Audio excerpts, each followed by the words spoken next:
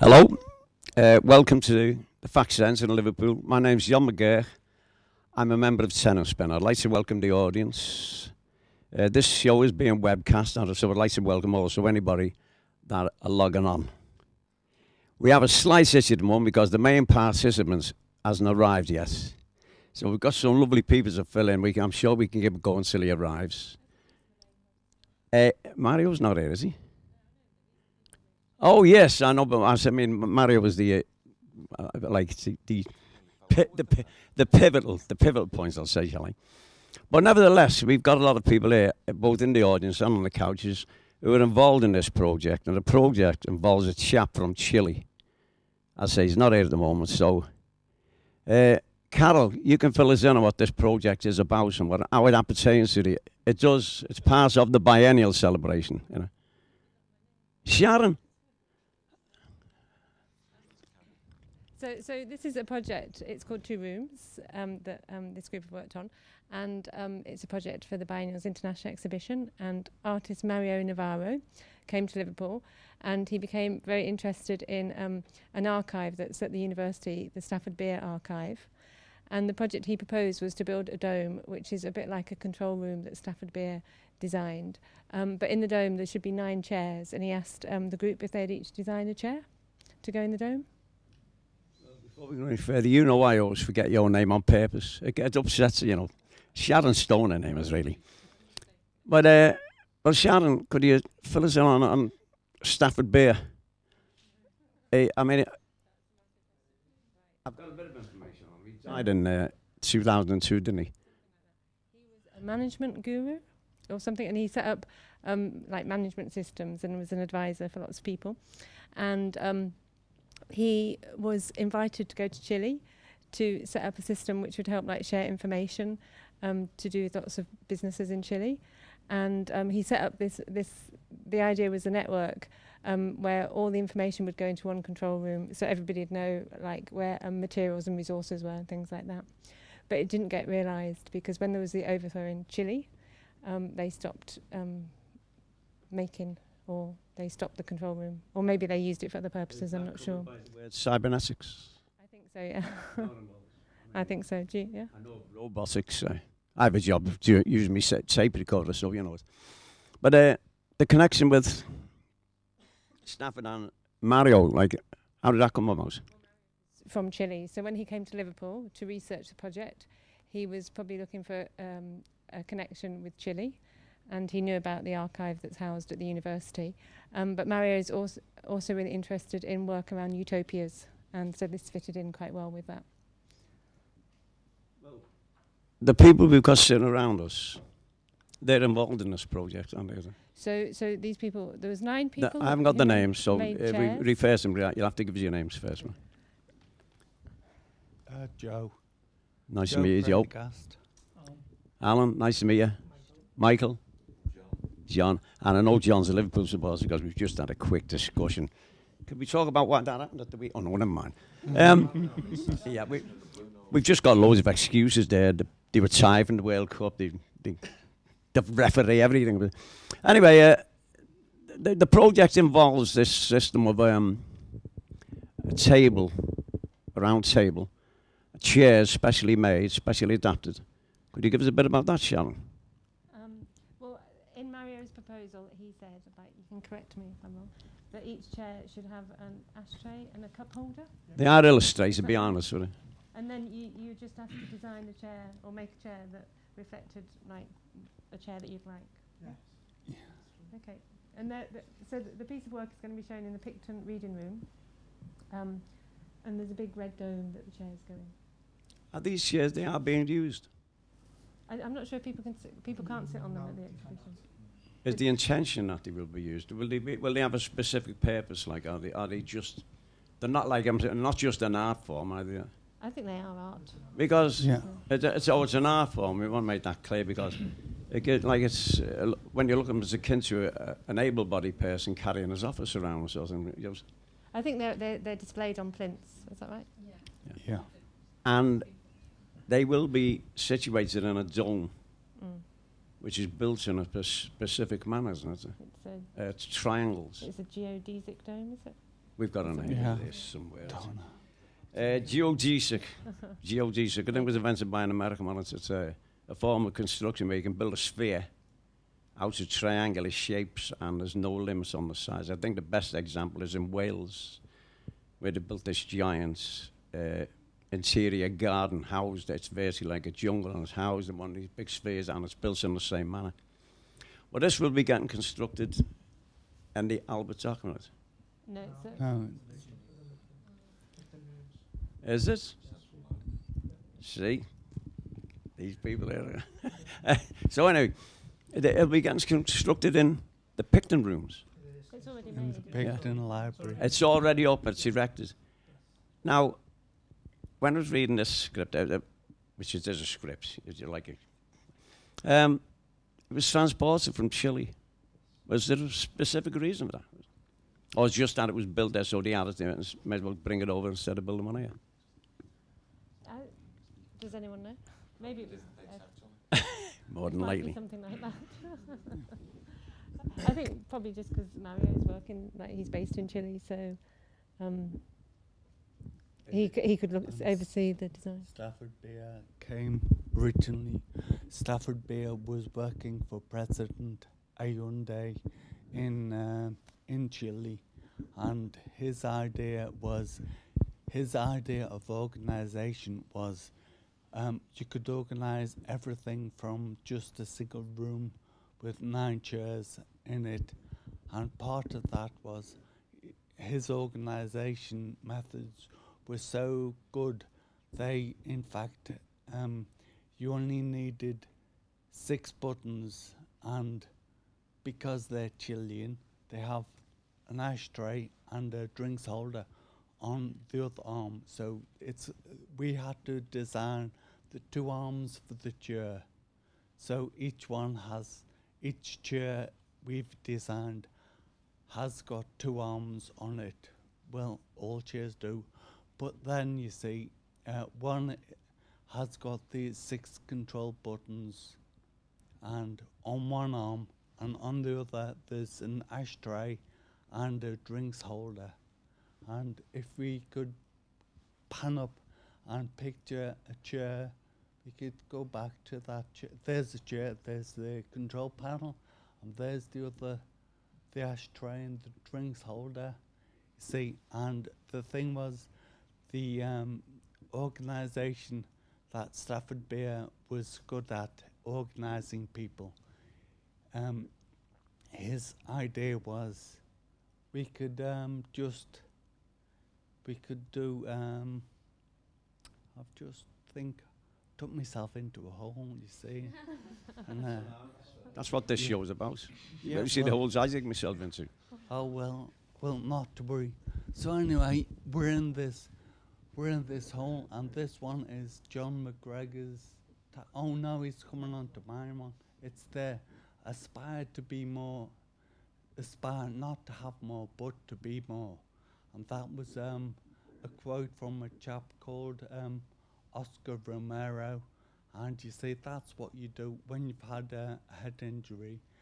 I'll just talk about this because it's my chair, and you can see there's an ashtray behind the glass, and because I like wine, it's a glass with a stem, and there's 6 buttons there, and if you could turn around and see the back of the chair, it's got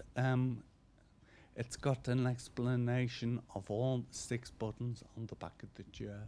So that's it, and they are the 6 buttons are the things that I consider important. Now, when Stafford Beer did it, it was to control the country with his organizational skills. But with me, it's the buttons, the kind of things that are important to me to cope with the way life is at the moment. And I can't remember them, but there's help, humor. You know, these are the buttons on my chair. But if you go down to the Picton Library in the reading rooms, down at Liverpool City Centre. That is where the chairs are being displayed, and each chair has been constructed, and they were just ordinary chairs, but they've had modifications made by the participants here, and we've all said in our own way what's important to us, and etc. So that's more or less what the chairs and the idea with Stafford Beers is. Well, that sounds, it might have ended up here as an arts project, but it sounds like a very viable proposition, actually. I mean, we're surrounded by things that started off as art forms and became useful tools of society. So, you people were actually like hands-on. Was it a case of Mario designed this and you people got down and constructed it? Did you actually make it? No. No, we were given a brief. We were given a brief on what Mario wanted and what cybernetics were about. And he kind of related it to the brain, which it is. Signals come in and signals go out very quickly. So now you can imagine how difficult it would be if somebody came up to you and said, we want you to portray your biography in a chair. But as well as portraying your biography, you have to make this chair with certain standards. You have to have 6 buttons as a control panel. You have to have an ashtray. You have to have a glass holder. And you have to have the controls. One has to be on one side, one has to be on the other. And if you didn't have to put the biography in, you'd say it's quite simple. Now, it's probably be difficult for somebody without a brain injury, but for people with a brain injury, it's 10 times more difficult.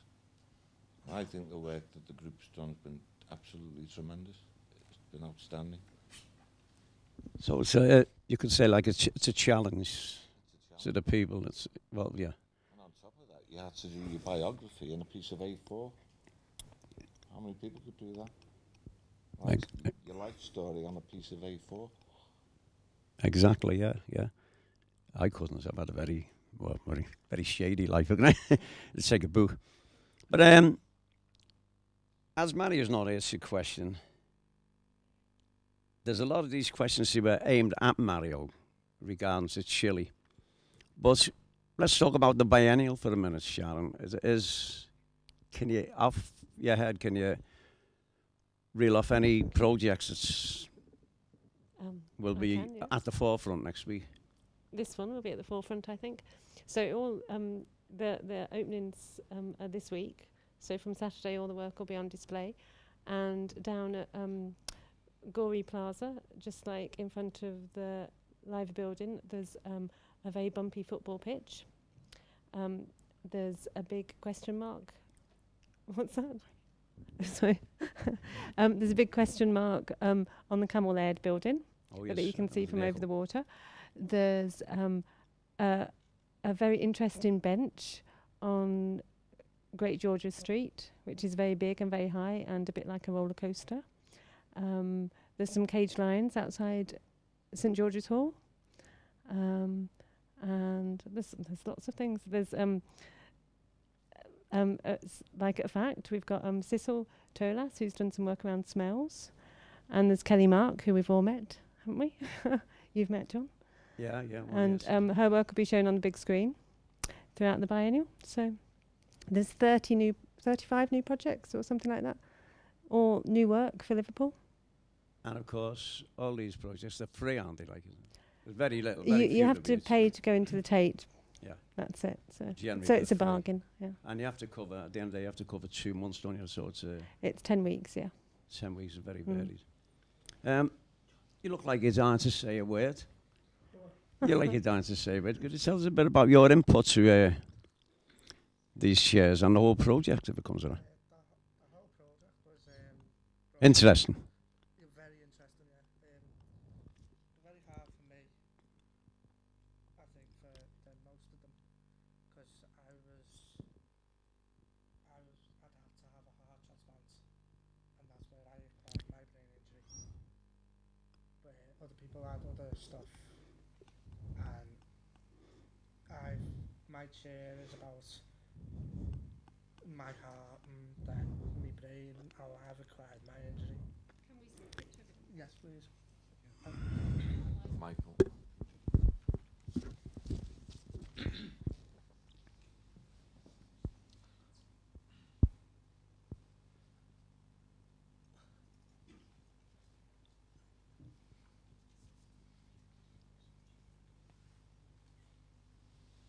Okay, if I want to tell you a little bit about it, not what most people in Merseyside would think. It's actually about oxygenated blood and deoxygenated blood.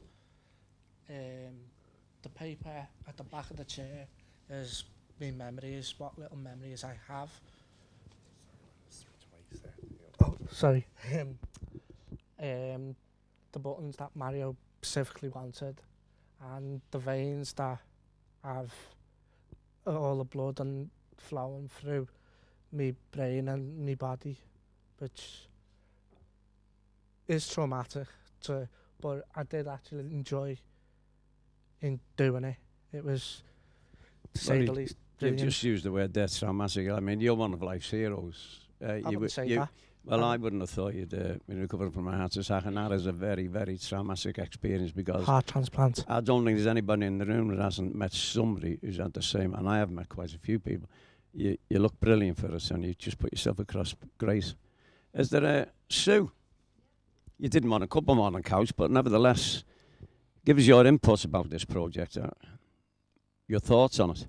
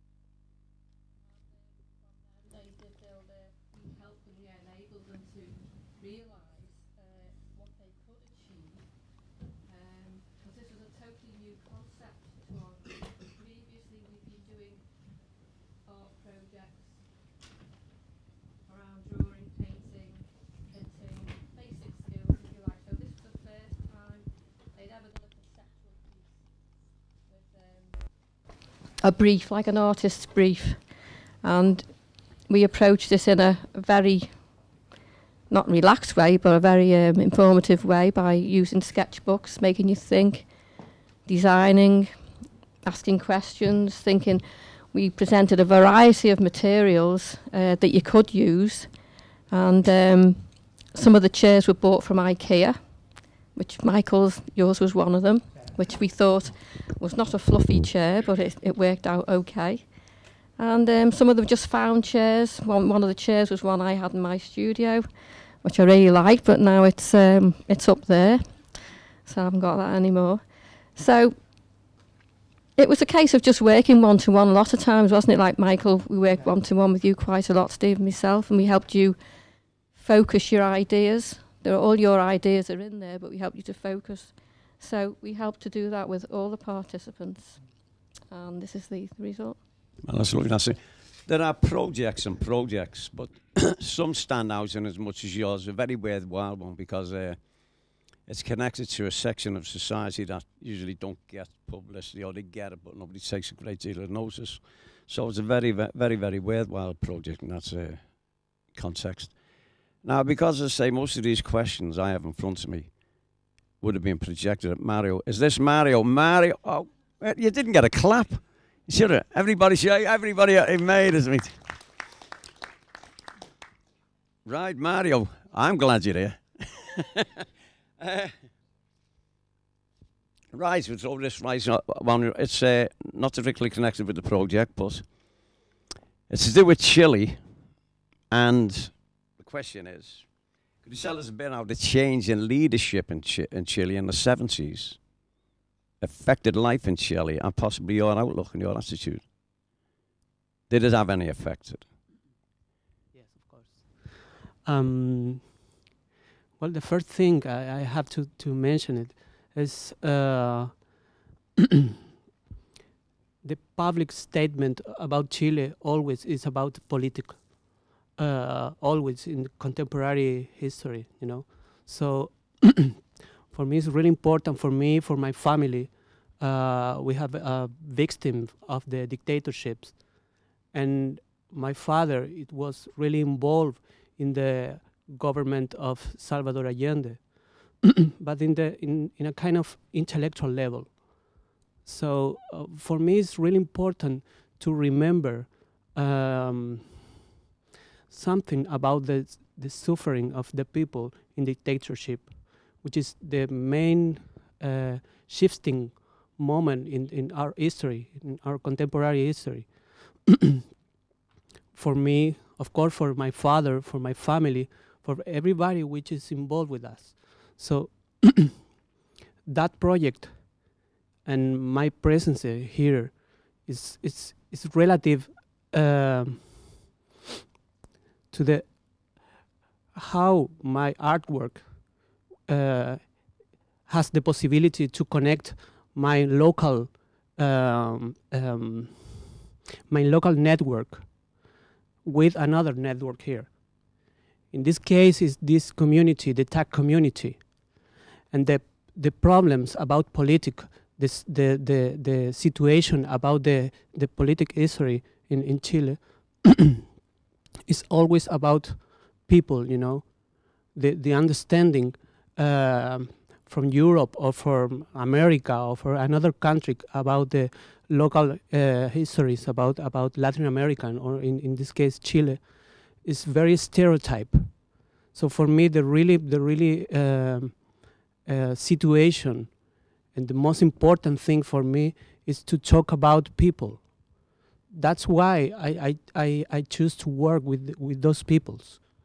So I would like to talk all the time about politics related with people. That is really important for me. Very well put that, Mario. I think in the West, like, we're all aware that in the Latin Americas, the South Americas, for years has been like periods of instability. Governments coming and going. We read about it. We don't take part in it, but we do read about it. Do you think overall it's steadying up now? Do you think it's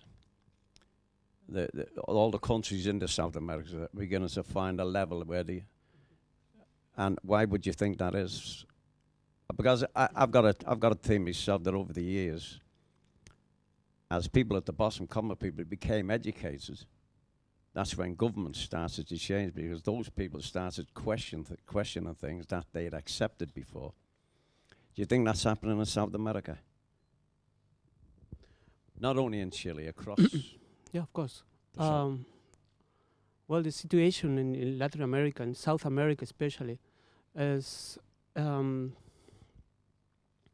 really related with how we can to construct a best government. And always the problem is the difference between high class and low class is really high.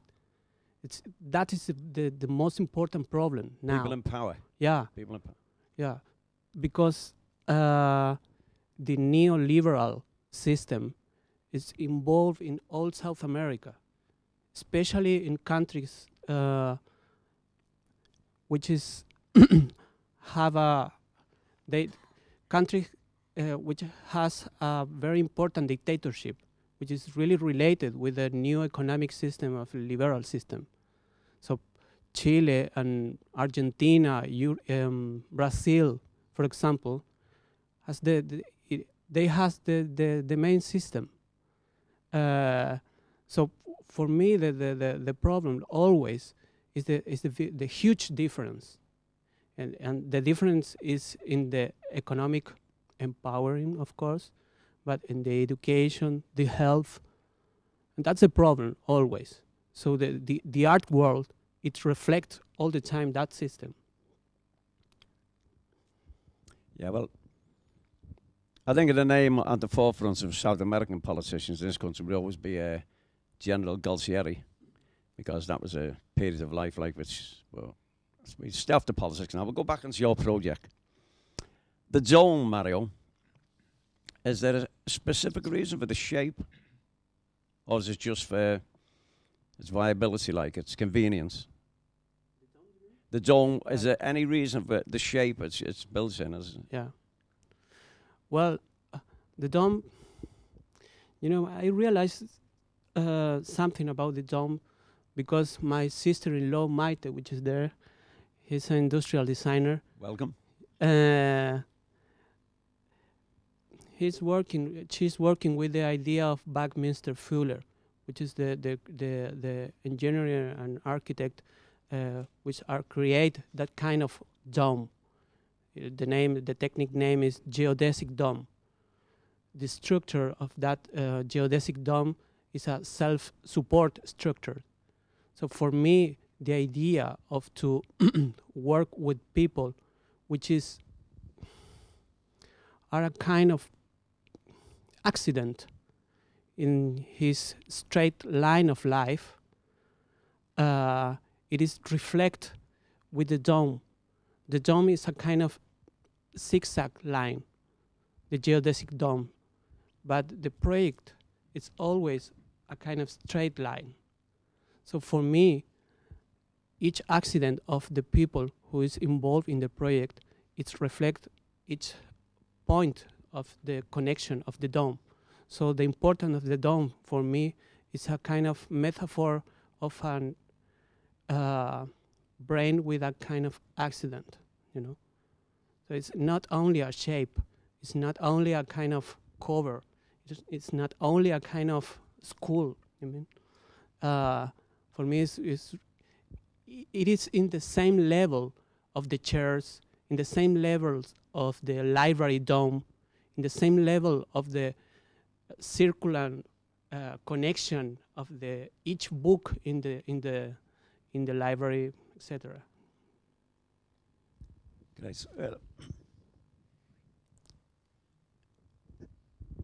Sorry, can I just ask a question to keep the conversation going? So I'm interested in just going back to the, I don't know how to phrase this question, go back to some of the participants, the relationship between brain injury and creativity. Maybe Sue could talk a wee bit about it. I'm intrigued, and I'd be interested in some of the participants talking about their relationship with creativity, or is in relation to like this seems like a very hands-on, tangible project. It's making so few projects that participants get involved in the biennial are about actually making things. There's a lot of people being asked for their stories, their opinions in Liverpool, but you're one of the few projects you're actually making something. So I think it's part of the fantastic, it's a strength to this piece. I wonder if some of the participants could. For me personally,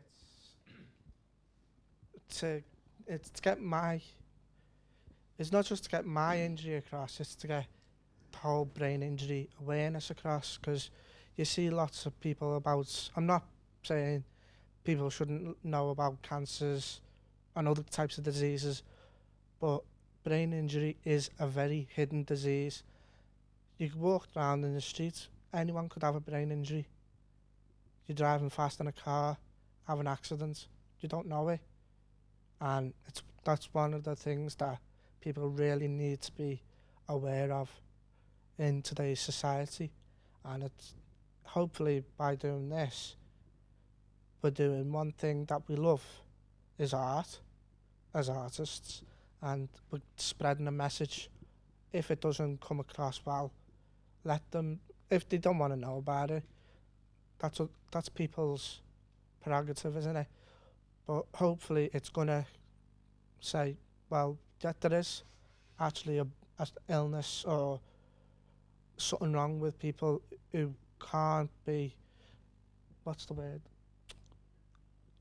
They can't help what they're doing, so to speak, and they do act out of place, but it's not them specifically, it's the brain telling them what to do, and they can't control the brain. It's like you telling a dog to sit, a puppy to sit. You can't tell it, it has to be trained. we have to train our brains to come back to a certain level which we're comfortable with.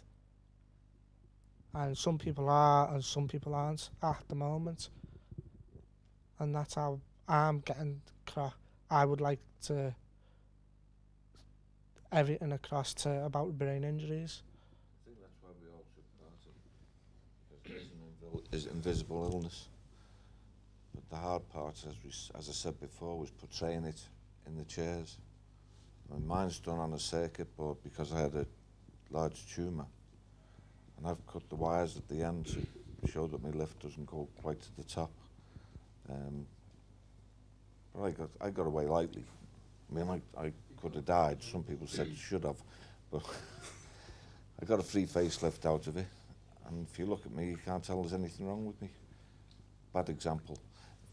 If you look at Brian, there's nothing wrong with him. But we're doing it really to try and wake people up and say there is a problem out there, but it can be dealt with, providing people recognise that the problem is there. Will there be information at the library, or is this, I mean, beyond this event today, is there ways of means that, have you thought about other ways of just opening up the debate? Well, we brought Gary along, who has worked with us, and he should have most of the information. Gary Radici, Community Liaison for the Brain Injury Unit at Merseycare there. I mean, I'm just listening to what everyone's saying here. I mean, certainly from a brain injury point of view, Michael, you hit the nail on the head there, really. One of the things that we wanted to do was take brain injury away from the actual clinical area and put it into the community and get people talking about brain injury, and this was a fantastic opportunity. I mean, on top of that, to actually work with professional artists is a once-in-a-lifetime experience, really. And, yeah, it's just been fantastic. Sue and Steve, her partner in art. Yeah. We actually, well, my thought was, why the God's name does she want to work with people like us?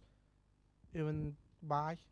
But she's actually come to understand us, and where it was at a level like that, Sue was like that, and we're down here. It's now balanced up, where she knows where we are, and where at the time, I think, from my point, where she was hurrying along like a school teacher, but now she's had to learn she's actually stopped and thought, I'm not dealing with a bunch of primary school kids. I'm working with a hidden problem, and I think that's where I've got a benefit out of it. I don't know what about Brian. What about you, Brian? Alan. Yeah.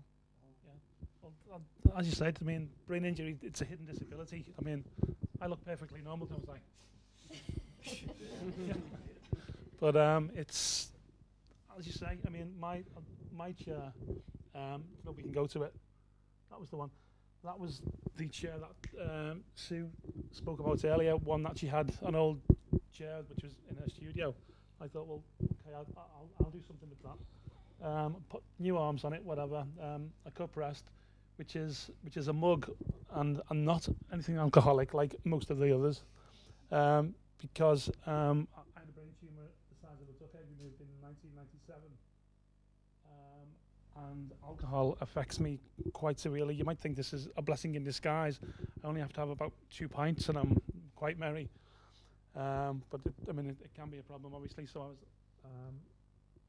advised to drink alcohol in moderation, which is why I didn't have a wine glass or a pint mug or whatever. It's just a coffee cup. I also have a diary on the right-hand side there and a pen, which I go everywhere with, because my short-term memory is such that it's very, very poor. Just a little example, when I first came out of hospital, they said to me, no, don't forget, Alan, take a notepad and a diary with you everywhere you go. If you go into the shops, make a little list for yourself. So I said, yeah, okay, I'll do that, yeah. So the first time I go home, I make a cup of coffee. My son has been staying there. Go into the fridge. No milk. Right, off for a pint of milk. So I was halfway there. The shop's a 10 minutes walk away. I got halfway there. Strangest feeling. Where am I going? It was obvious I was on my way to the shops. I sort of stood and sort of backtrack in my mind. No. To go home, all the way home, cup of coffee, empty milk. Oh, I was going for milk, damn. From that point on, I kept like a little diary with me, or at least a pen, and I'd write milk on my hand or something, yeah. So usually I have a diary or some sort of a little notepad with me everywhere, and a pen, which I have in this pocket. You forgot it. Yeah, see, no. So they were that was quite important to me. In the little ashtray on the right-hand side is something which a lot of people will go, what the hell is that and why is that there? It's actually a shell case from a bullet. When I was in hospital, I was in the Walton Neuro for 3 months, then the brain injury unit at Rathbone Hospital for 13 months. I was physically in hospital for 16 months. In the interim, my then wife, I decided to go back and take my little fellow and live at her mum's permanently. So I was lying there thinking, God, what have I got to go back home for? I'm going home to a big empty house. And, you know, what is there to live for? And I don't mind telling you, I had some very dark thoughts. But sort of my friends and everyone sort of got me through it, basically. Just an example of how bad my memory was at that time. I had a son, sadly I had a son who a year or so prior to my brain injury died suddenly. He was 19. He went down to see my daughter at university in Luton. They went out for the evening for a drink in the students' bar. They went back to their respective rooms. She came back in the morning, found him collapsed on the floor, dead. He was 19. He hadn't been sick a day seriously in his life. That was put down to adult sudden death syndrome. So I was in my bed in hospital in Walton Neuro. People had come in to see me. I was saying, oh, hi, you know, thanks for coming to see, hi. And I said, where's Kelvin? He was my son. Oh, deadly silence. People were looking at each other awkwardly. Couldn't Kelvin come? Do you remember, Alan? I said, remember what? Remember what happened to Kelvin? I mean, can you imagine something so traumatic as your son dying and you not being able to remember it? I mean, that's how, to the extent that it was. So I actually grieved all over again from my son dying from that point onwards again. But as I say, I got through it with the help of my friends and family and stuff. And I was very, very happy to be included in the project. And I was going to say I could recommend it to anybody, but I don't suppose you. But the membership is a brain injury, unfortunately, and I don't suppose I will get many takers on that. No. And by the way, these are trick microphones, not a single one of them work. Everyone is talking to them earnestly. Alan, you have to hold it to your mouth. Alan, like that. 2 2 1 2. It isn't working. Thank you. Well, hey, Alan. I know I've got a great imagination. I've got mine is working, but I think we've all known or been associated with somebody who's had traumatic moments. But that is pure trauma what you've had, and you look excellent considering what you've had to go through. Just to backtrack, it's what you said regarding. So we've covered many shows in this room on similar issues to what we're covering today. And always associated with these people has been somebody who's dedicated to them. And I believe there's angels that are walking around there. And although Sue may not have her wings with her at the moment, I reckon she's one of them. And there's a lot of them around. And although this is digressing from the issue here, as regards the problems that all the lads have here, if there's one type of advancement that needs back into the hills, on earth, it's medicine, because there are things happening which it's advancing so fast that you never know what's around the corner. And on that, just one, I have two friends over. They laugh at me. I believe in Nostradamus, the very forecasted future. One of his forecasts was that one day cancer would be treated and cured by sound waves. Now, in the last 2 weeks, 2 issues have been mooted in the newspapers. They've actually cured. It's there. It's stated. They have cured dozens and dozens of tumours from minuscule to 2 inches. And in America, there's a group of doctors been working with 50 cancer patients who were written off totally, doomed to die. 2 of them have been cured, not just partially, not just maybe, not just temporarily. They've been completely cured of cancer. Now, that announcement was issued last week. Whenever you get announcements like that, they always say research, and in 10 years' time, but these people have said, no, we have done it now, but they're not going over the top until they work on the rest of these people. There's 50 of them. So there's the thing. And Mario, because you got late, you've got to make up for that. Your connection with Stafford Beer, how did it come about? I mean, you look at you're very deceptive in your age. I'd say you're about 23. So Stafford Beer seems like he died in 2002. But did you ever meet him? Did you see him? Did he? No. No. So you just follow his themes like it. Yeah. Well, in Chile there is a kind of paper, which is a newspaper, which is really all the time they are laughing of the politics.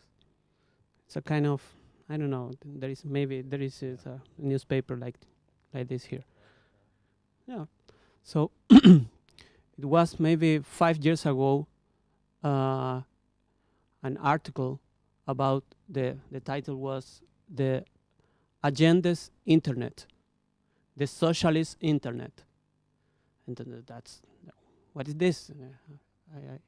I looked the article, I read all about this, and in one point, Stafford Beer appeared. So I tried to get information, to search in something, to look in something about Stafford Beer, but in one moment I forgot the project, my idea. I have an idea 5 years ago, and then I move into another thing. And last year, when I was invited to this biennial, I remember how I can to reconstruct the idea of the Stafford Beer related with Chile.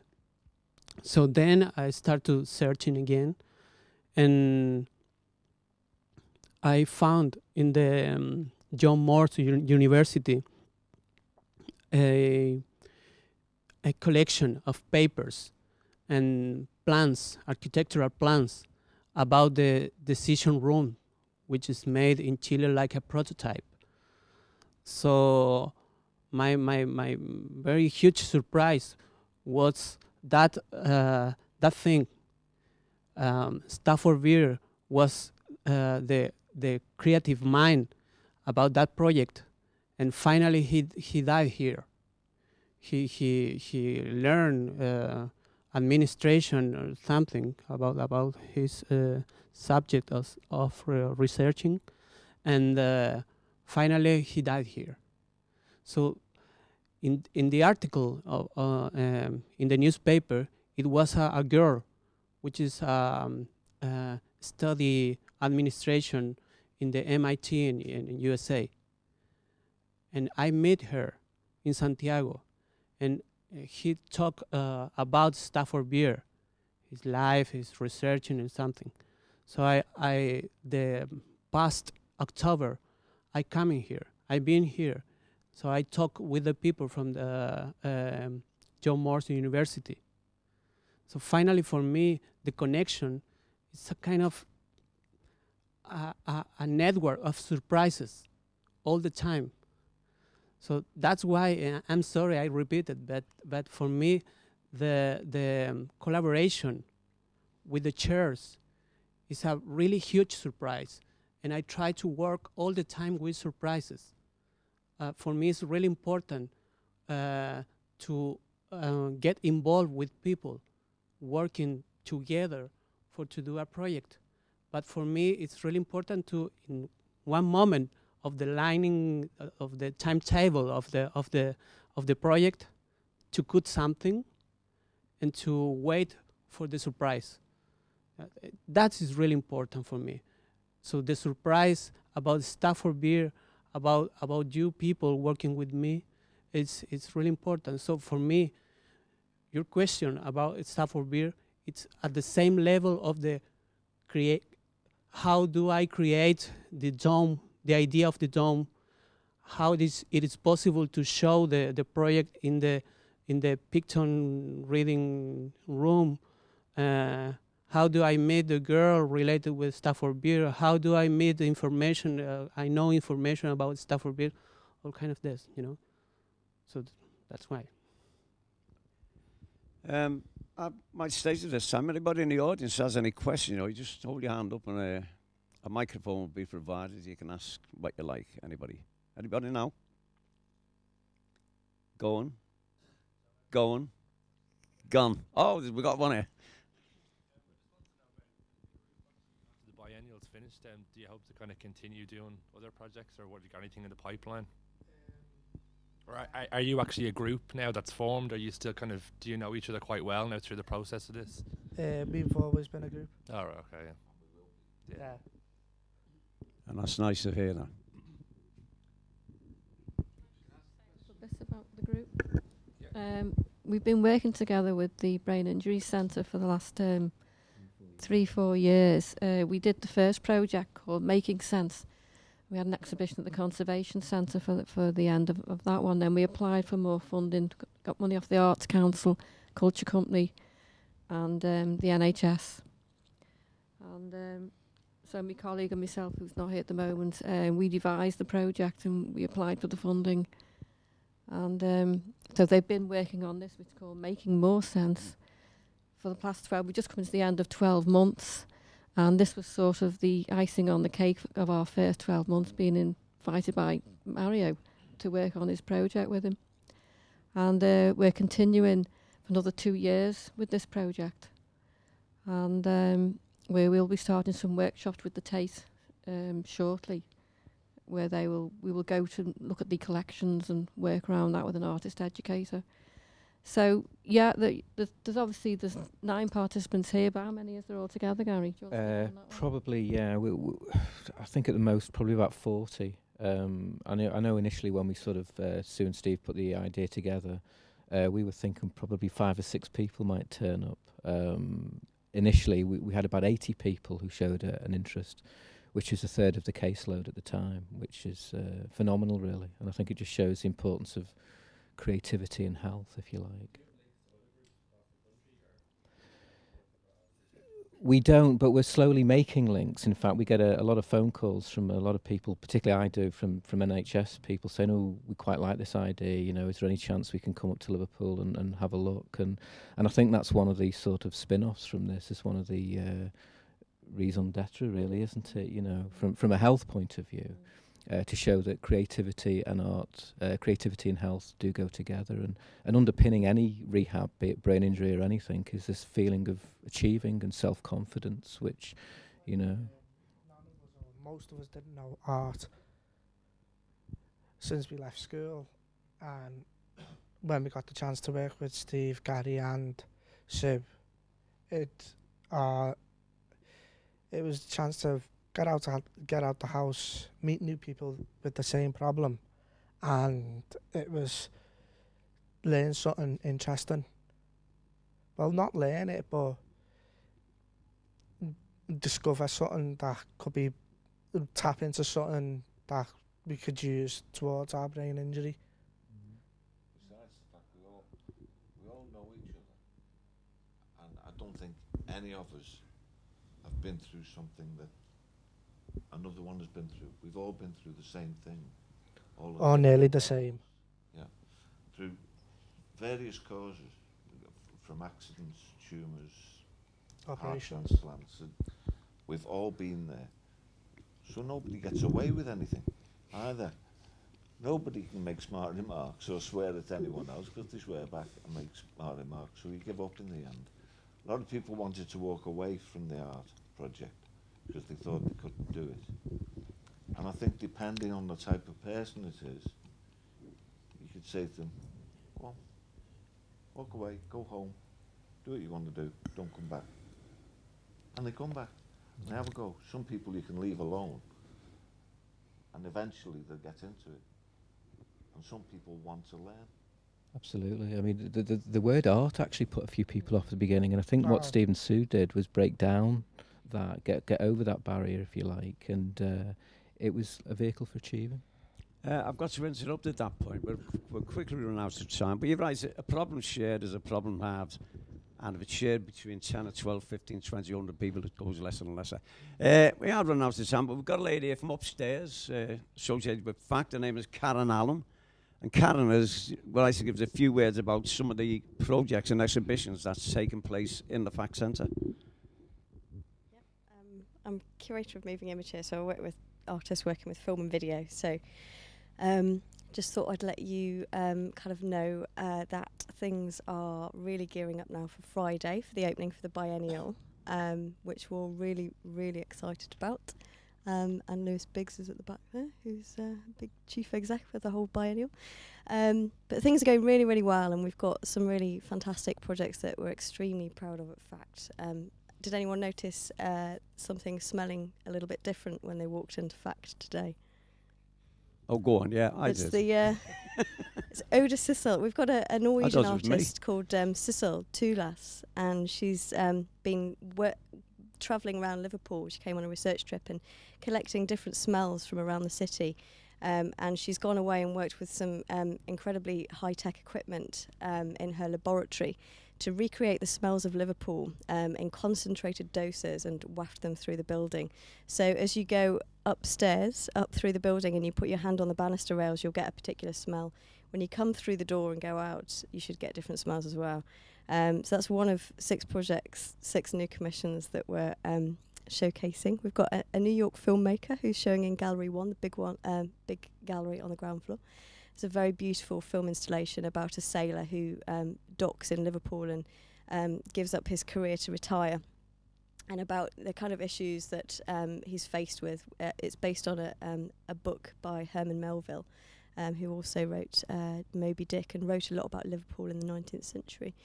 And we've got a Thai filmmaker in Gallery 2 up on the first floor, which is a fantastic, beautiful kind of little sci-fi film filmed in a spaceship heading for the stars. It's about love and transformation and memories. And then we've got an interactive piece as well in Gallery 2 by an Indian artist called Shilpa Gupta, a new media piece. And we've got Kelly Mark in the Media Lounge, as well as Sissel. And then we've got Anu Pennanen, who's a Finnish artist who's been working with the collaborations team. I don't know how many of you know about these projects, but she's created a 2-screen film installation which will be shown on outside of the building at the back of FACT of an evening on a Tuesday, and also it's in here. It's every day outside in the evening, and then on a Tuesday it's going to be shown in the box, so you'll be able to wander in and watch it. And that's about office life in the city and our kind of feelings of and memories of the places that we work and become attached to and then move on from. So loads of exciting things to see, and we're dead excited. And come and see us, come and join us on Friday for the big opening, or come and see the show after that if you can't make Friday, because it's going to be really brilliant. Well, you mentioned every attraction there, Karen, bar 1, so I'll tell them. The bar is on the first floor, just outside on your right up the stairs. Unfortunately, we have reached the end, and it's always the occasion with these shows. We start off a bag of nerves, we settle down, we talk, you get to like that falling in love with Sue. And you start, it has to come to an end. It's been enjoyable. Thanks very much for coming. We'd like to thank Mario and Stafford, although he's not here. Sharon, everybody involved, Karen, everybody's had an input. It's been really nice meeting you. I hope you have all the luck in the world and stay together. God bless and take care.